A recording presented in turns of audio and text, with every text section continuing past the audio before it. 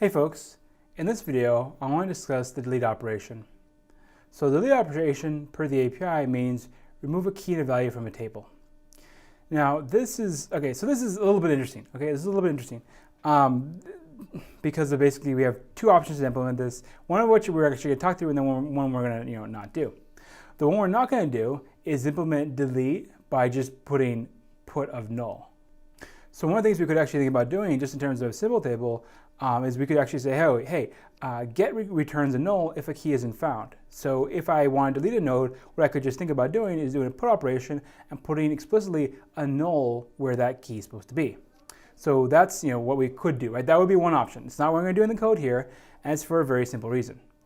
That leaves us with huge trees with tons of unused nodes, right? Even though it is a legit thing to do, right? We wouldn't break the API at all. What happens is, right, you end up with a tree where you have a bunch of little empty slots in there, right, that are being used by keys that don't exist anymore. They just have null in there, and that means you slow down access to everything, right? All of a sudden, when you're searching for something, you have to pay the cost of going through that kind of dead area in your tree. So that we won't do, right? In this set of videos, right, or in this video, what we're basically going to do is actually remove the node from the tree, right? We're not going to leave a little stub there with null in it. We're going to actually remove it. This is going to actually end up being the most complicated function we have to deal with BSTs. Now in this function, right, or in this procedure, right, we're going to do it by hand first a little bit. There's actually three different cases to worry about, right? So there's three cases. So here, let me start by asking you guys the following question. What would be the simplest node to delete in this tree, right? What would be the simplest one? What do you guys think? Simplest one here is probably going to be, 2, 7, or 20, right? Those would be simple to delete because they don't have any children. That means I don't have to worry about moving things around in my tree. I'm just done. So actually the first case for deleting something in our tree is going to be deleting with no children. So no children, right, is our first case. This is the easiest one. All right. What would be the hardest case? What do you guys think? The hardest case is if you're deleting with something that has 2 children, right? So 2 children, hardest case. Okay, and maybe you can guess the case in between is, 1 child, right? 1 child is kind of, it's actually pretty straightforward, but it's a little bit more complicated than no children. All right, so those are our 3 different cases. So case 1 would be something like, for example, 20. Case 2 would be something like 10, and case 3 would be something like number 8. Okay, so those are our 3 different cases. All right, so let's think about what to do. Now, in the case, so first of all, right, somehow the observation is we can probably use gets logic again, right? If I want to delete a node, right, probably I'm going to start here and work my way downward, right? Work to here, move to here, right? Work down. Probably want to do something like that, right? Pretty cool. So what do we do once we get to the node? Well, the thought is this, right? If I have no children, just, done, right? No need to do anything, right? We can just, remove that, right? We're good to go, right? That's fine. Likewise, right, if we have that second case, right, and the second case was of this node, right, that has only 1 child, I can just delete that node, right, and basically have the parent now connected to that grandchild. Pretty straightforward. Okay, so those maybe aren't so bad, right? It's just kind of the difference between do I just set it to null or do I purposely look for which child to bring up, right? Because it could be the left side, it could be the right side. I'll need a little bit of logic there to pull up the right one, right? But I only have 1, so I should be good. All right, so let's see, case 2, case 1. Case 3, right, this is the hardest one. All right, so let's say, right, we found a node, and actually, let me do it on 5, because we give it, it'll just be just a little bit more interesting. So let's say we're over here, right, we're looking at this one. I want to delete 5, and I know that basically it has 2 children, 2 and 7. I need to move up somebody to replace 5. Who do I move up? Do I move up 2, or do I move up 7? And what if the tree's even more complicated? What if the tree looks like this? What if I have 7.5 over here and 6 over here, right? And this maybe has 1 over here and 3 over here. What do I do, right? All of a sudden things are a lot more complicated. So given that I want to delete 5, what do you guys think should be the replacement for 5? What value could I put there? What key could I move up? What do you guys think? So here I actually have 2 choices. I could, in this example, either move up to 3 or I could move up to 6. Okay? You're probably wondering, what's going on here? So here's the idea, right? So here we have a tree or a bunch of elements in there. Imagine if we listed them all out in kind of their in order, right? Just the way they're supposed to be ordered, right? That would look something like this: 1, 2, 3, 5, 6, 7, 7.5, 8, 10, 20, right? That would be my ordering. There you go. All right, and now, right, we're supposing that we could, delete out 5. Well, basically, right, the thought is I would want to basically move up somebody who belongs where 5 is, right? If 5 doesn't exist, that means I want a neighbor, right? So either 3 has to move up or 6 has to move up. Well, move down, I suppose. One of those two has to go there, right? And you can even look at this, right? So imagine if you replace 5 by 6, right? So we'll go for 6. 6 is actually what they call the in-order successor. In order comes from what we talked about several videos ago when we talked about the tree traversals, right? This is actually an in-order traversal of the tree. The in-order successor basically means what's the next thing in numerical order, right? Or the order that's implied. Here, that's a 6, right? It's the next thing. So the typical rule here we use for delete is if we have 2 children, we'll find the in-order successor, here it's 6, and move them up. So in my picture, basically my 6 should somehow end up over here, right? Now I don't have 5 anymore, and I have 6 over there, right? It's the value that I have on that node. That's what it would be like. And that's a nice thing to say, but then the question is, how do we find 6, right? I mean, I wrote out on the piece of paper here, or the board, not even the board, the screen, the order here. But how do I do that, right? I need some sort of an algorithm. Here's the thought. Given that I want to delete a node, look at its right side and find the minimum of the left side, or the right side. In this case, it's a 6, right? So think about it. If you're looking at a node, you go to the right-hand side, you look at stuff that's larger than it. If you go on that side and look for the minimum of that right-hand side is going to be, obviously it's the smallest thing, it's the thing that comes right after the parent, right? It's the smallest thing that was larger than that parent that you want to delete. And so it'll be the most valid thing for you to move up and use to replace that parent. So that's what we'll do. We'll basically say that we'll find min, right? So this is basically, this is the min of the right of 5, right? That's the value we're using, okay? So yeah, provided that we do that, we'll get a good candidate, right? We'll be able to replace 5. And we'll get what we want, right? We'll get a kind of an intact BST with everything where it's supposed to be, right? And we'll have sorted through this case where it's like, well, what do I do with the 2 children? So yeah, that'll be our approach. So now we have kind of a conceptual idea of how this thing's supposed to work. Let's take a look at the actual code. So here we go. Again, we have the 2 functions. Mainly going to focus on that second one there. That's the one, right, that has that basically a helper, which is the what is it that we're acting on? All right.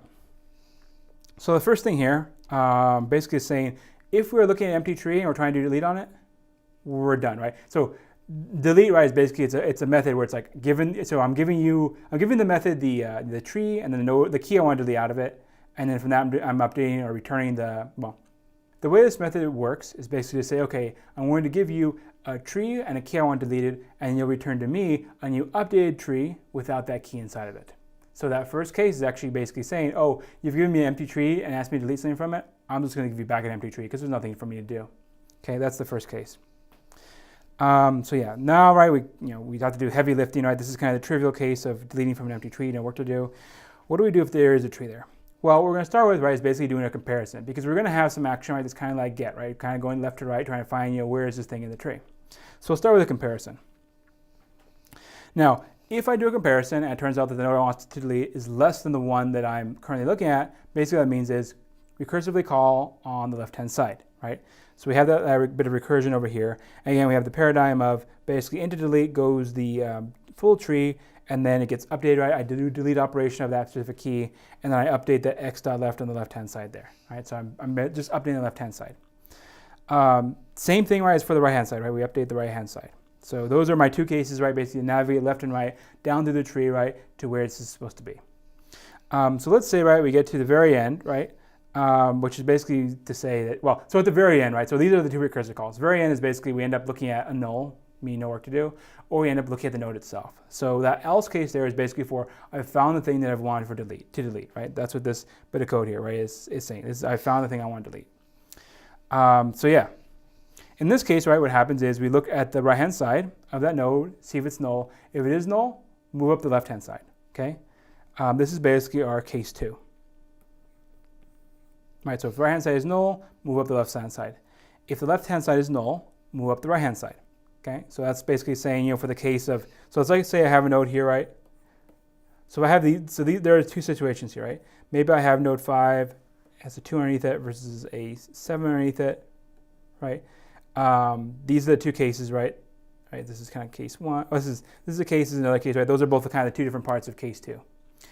That's what these 2 if statements are handling.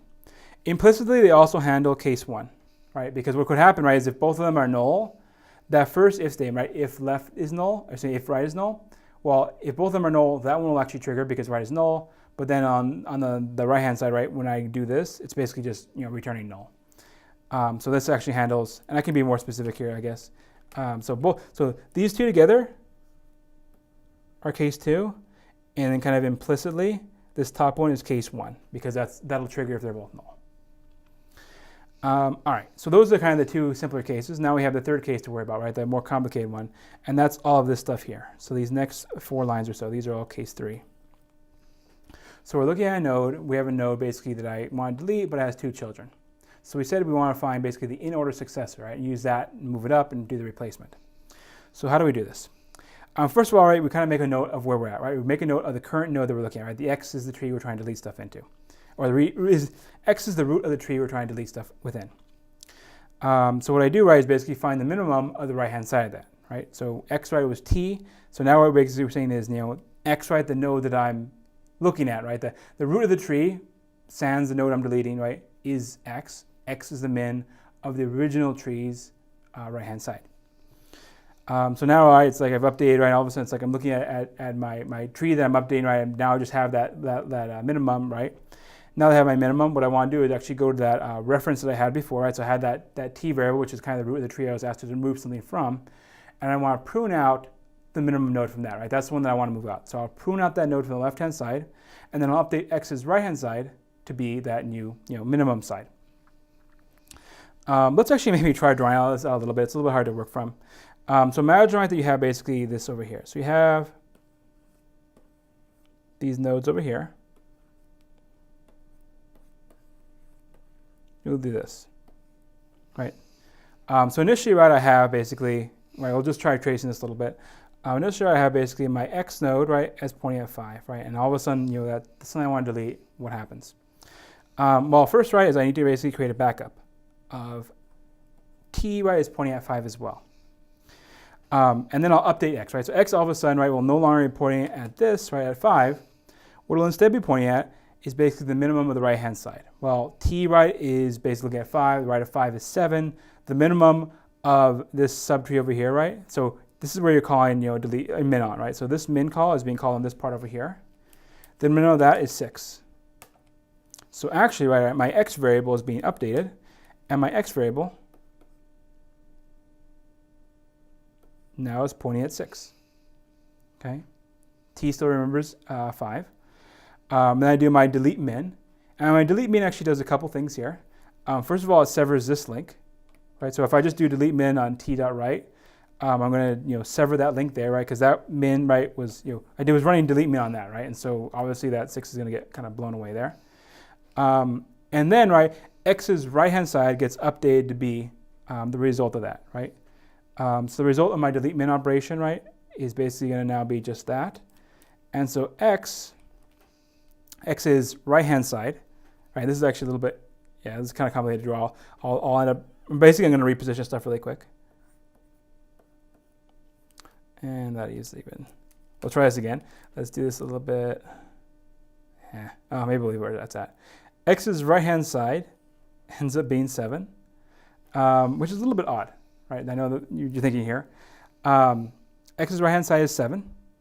And then the last line there, right, is basically x.left equal t.left, right? T is still looking at 5, the thing we're deleting, and that's the equivalent of basically this over here. All right, t goes away, right? When this function ends, right, that means that this all goes away. So then I have that there. Or really, right, the way it's supposed to be drawn, if I wasn't having to do the curly things because of the way stuff gets drawn, is I would have this over here. where now all of a sudden X is looking at this. Okay, so that would be my update operation there. I know it's a little bit hard to follow, but take a look at the code, right? Kind of think about it a little bit. Again, the idea is go to the right-hand side, find the minimum, move it up, right? And then kind of rearrange things to get it back in a good order. All right, last line here, right, is kind of the same thing as the rest of them, which is just to update n to make sure that we're looking at, we have that everybody, to make sure that everybody has, right, the right size, right? Now that we have one less node, we've got to update that. Works the same as kind of delete min. All right, so that's it for delete. Hopefully that makes sense. It is a little bit complicated, but things kind of come together, very cleanly once you understand the different cases that are involved.